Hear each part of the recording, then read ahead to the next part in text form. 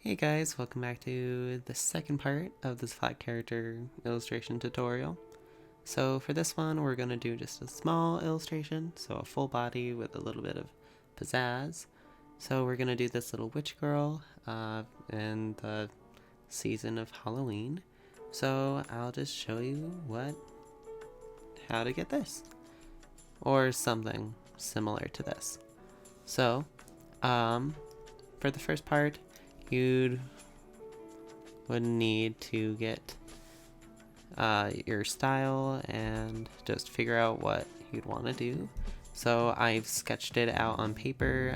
You can do Photoshop if you wanted, but all you need to do is transfer that, or you can use it in here in Illustrator. Then second, you need a color palette, or if you're really good at color matching, go you. But for this, we're going to do a site called colors.com. Here you can get a random color palette using generate, or using explore. You can search using colors, or even just look at some other curated color palettes that they have. And some of them I have used for my own prints, which are definitely a lifesaver, and even for projects. But going on, for this I have already created a shape template. I already did a couple of these using our basics, just using basic shapes. So I used a little bit of the pen tool, some using the star tool, the ellipse and rectangular tool, and just created the base part of it. So now what we're going to do is I am going to try and merge some of these shapes together so we have some sort of happy medium. And at the last part, I'm going to just see what else I can do. So I'm going to post these in the front, and so I can make this neck go out so we have some neckline. Now I just need some swirly kind of things. So what I'm going to do is, using the brush tool, make sure it's the smallest so it kind of matches the line art. Yep. And get the little frilly shoulder details of the top.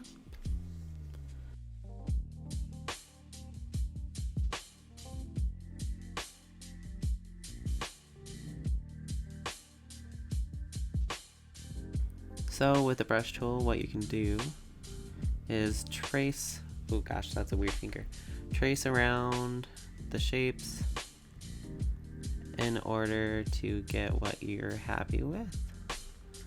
Then after that, you can press V, select your brush tool. Because it's just a stroke and not a shape, what you can do is Control J to join them, and now it's a shape where the fill will actually go in evenly without any weird kind of empty space. Now with that, when we have our color palette, we can color that in, and we'll have a very easy arm to deal with. For the one that is holding the wand, it's going to be a little more difficult for the fact there is foreshortening, but with just a little overlapping, that'll be fine. Now again, we'll do Control J, do that, and then we will trace the rest of the arm.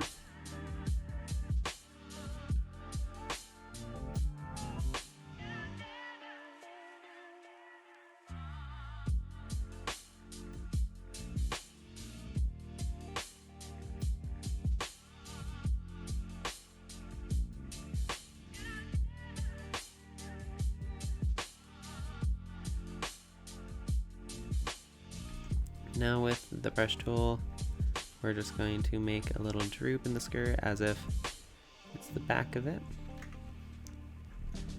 Now from last tutorial, what we're going to do is select our dress shape, then Control C to copy, and then Control F to paste in front. Now we have our dress shape. what we need is just the bottom, so we'll use our scissors tool using C and just cut on the points. There we go. Perfect. Oh gosh. Might have. There we go. I was gonna say we might have messed up on that, but nope. There we go, pressing J again. We're gonna have these sharp points, so what I'm gonna do is on the corners, I'll make it a curved in the appearance under stroke. Then you'll have a bunch of different things you can do to edit your shape. There we go. I'm gonna make sure this is in the back, so for a quick thing, you can either go to arrange, which will be in the right panel, and send it back, send backward, or bring forward, bring to front, or whatever. It'll be under object again. The same thing, or what you can do, control left bracket to bring it back, and control right bracket to bring it forward. Okay, so now we have this. Now for the most part, we're just gonna do a little bit of coloring. Using the eyedropper tool, I'll be sampling from my color palette onto my assets. So to actually get the colors to show up on the assets, you'll be having to select on them. Just with your normal selection tool, you'll just highlight on the certain item and then it'll be ready for color.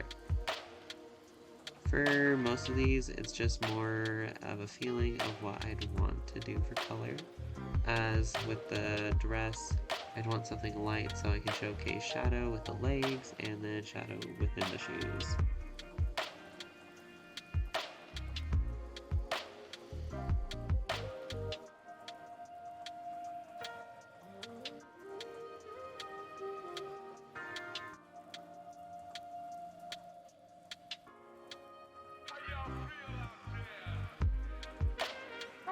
Using the pen tool, I use it to make a choppy kind of cut for the bangs, just so it looks more youthful, and because of the pen tool being very rigid in nature, it was just an easy choice.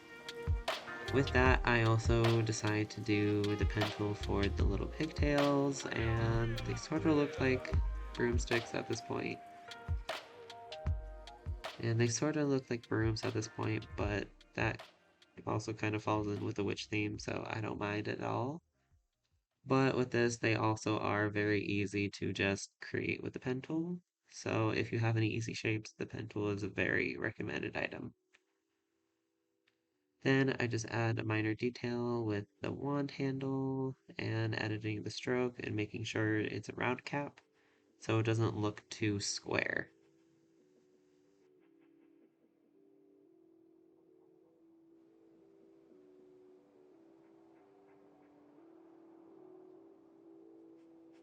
Okay, now we can go in with our brush tool. For this, I am going to do a black, just so we can actually see the details. Or even just a dark purple, so it's not too harsh.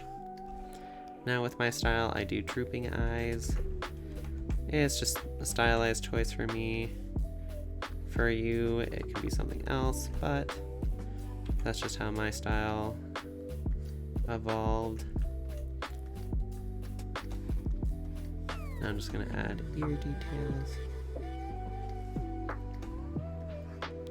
With the sketch, it was a kind of triangle nose. It's up to you to experiment with what feels good to you, but in this piece, I just add a little bit of fine details with the hair, hat, clothing, that sort of thing, and just some other details within the body. As I don't want all of this just to be color, I do want some line art kind of feel, so this is a perfect touch.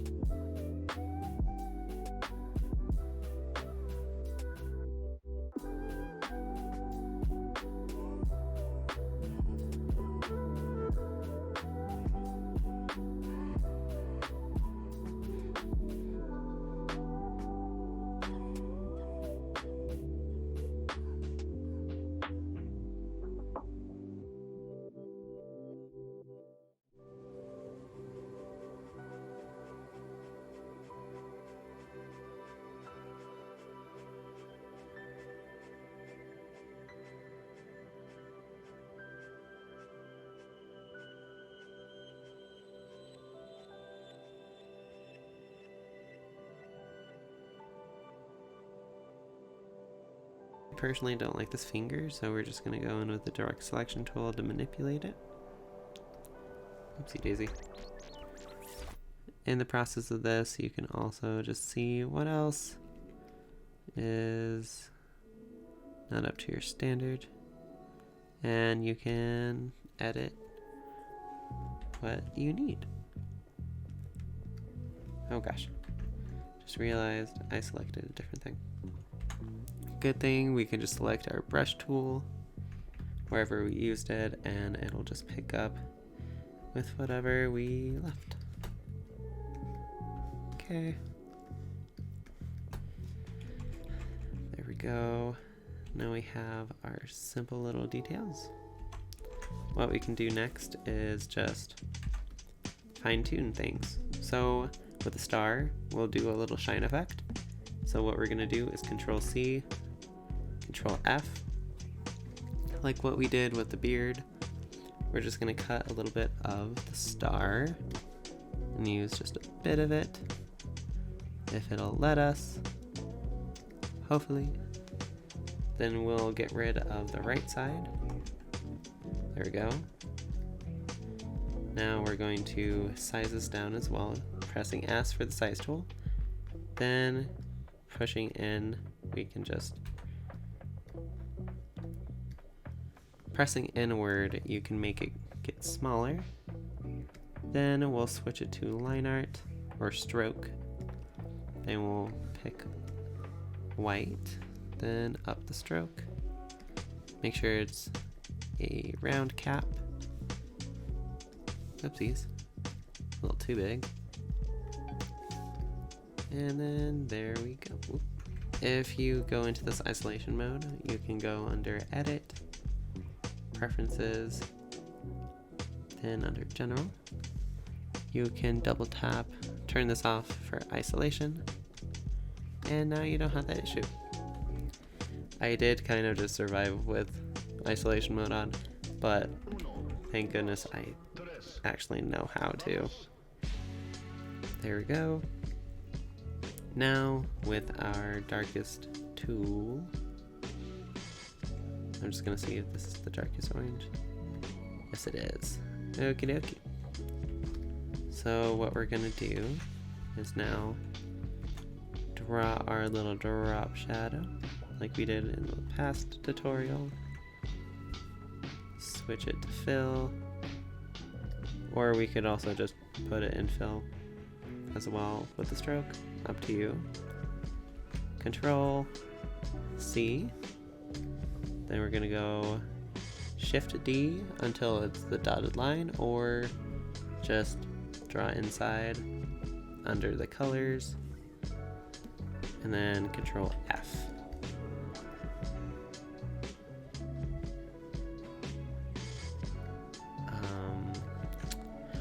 Oh, we Control F.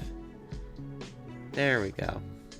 Do not Control F, or it'll just go to whatever you were doing. We're gonna make sure this is the lightest, second to lightest orange. There we go. Perfect. Now we have our little drop shadow. What I will do next is just a little bit of blush. Since this character is younger, we definitely need some sort of youth detail. So I'll just do a little bit of ellipse tools for blush.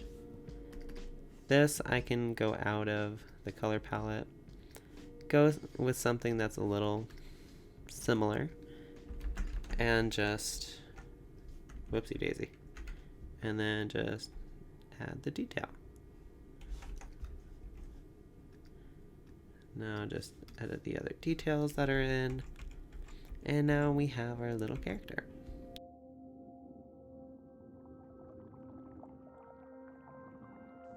Lastly, I add a simple background and a few leaves. Background I edit to be a darker purple than the palette, so all the pieces are recognizable, and that I don't have to edit too much with the colors. I add a little drop shadow as well, just to make sure there is some dimension within the piece. I also accentuate some of the pieces that got lost within the background, just making sure they are crisp. Then I just add some leaf shapes that I practiced a while ago from other projects, and just see what else I can do. From my other pieces, I want to make sure this background was a little bit more simple, especially for this tutorial, and just seeing how it works out with this kind of style.